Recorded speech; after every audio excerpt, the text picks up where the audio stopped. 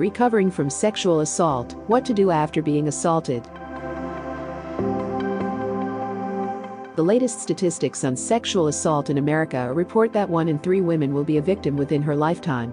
Recovering from sexual assault can be a difficult task, and knowing where to start can seem overwhelming. Many times victims simply don't deal with it, hoping the trauma will go away on its own. Here is a guide on what to do after you have been sexually assaulted to start you down the road to recovery. It covers everything from what to do immediately after, to where to look for support, and even how to hire a sexual assault lawyer, should you need it. Make sure you are safe. After a sexual assault, many survivors feel disconnected from reality, commonly called derealization, overwhelmed with a flight or fight response, and generally unsafe. So, one of the first things you need to do in the days and weeks after the incident is to reach out to people you love and trust, especially if being alone is panic-inducing.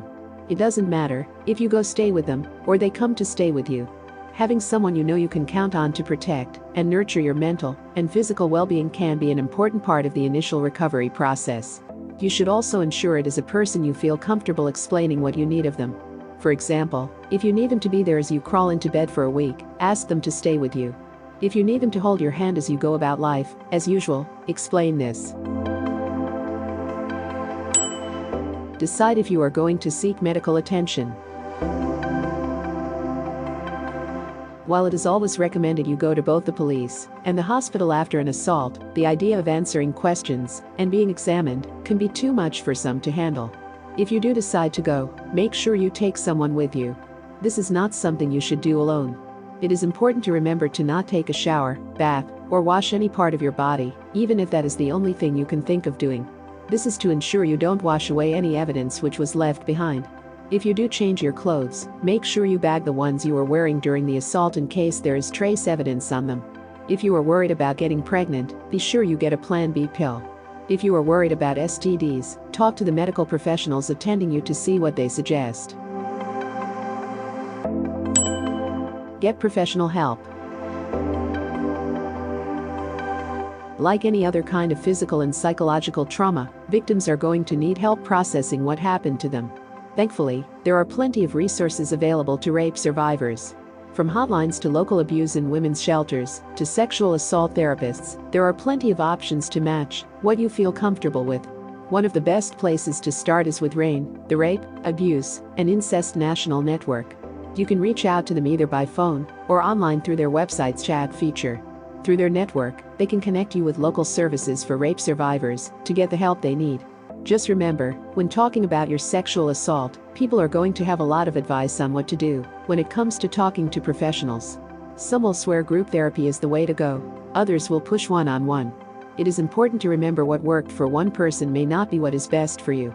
So, don't engage in any sort of help you are not comfortable with.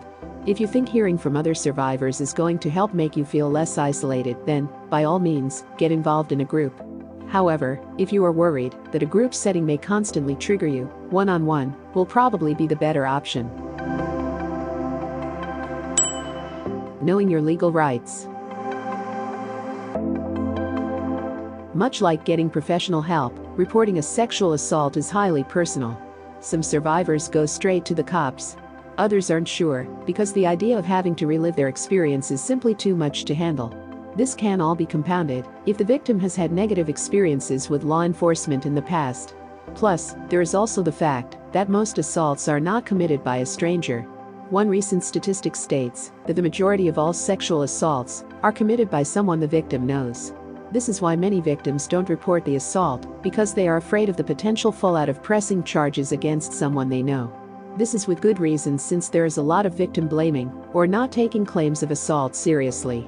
So, if you are helping someone through this difficult period, it is important to not push them into anything they aren't comfortable with when it comes to pressing charges. It is also important to remember that even if after you report the crime and nothing happens, you aren't without legal recourse. You can hire a sexual assault lawyer and sue your rapist in civil court. Again, this is a highly personal choice. Some victims have said it has helped in the recovery process. Others have claimed being face-to-face with their attacker again has set them back when it comes to feeling safe again. One more word on recovering from sexual assault. Recovering from sexual assault can take a long time, and while you may be anxious to get back to normal, it is important to not push yourself too hard too fast. That said, engaging in social activities you once enjoyed can be a good way to feel like you are reclaiming your life. So, by regularly taking stock of what your little inner voice is encouraging you to do can be good. Just remember to take a support person. And don't be too hard on yourself. None of this is your fault. You are not alone. And you can recover from this with patience and hard work. All the best, and keep reading our blog for more helpful advice.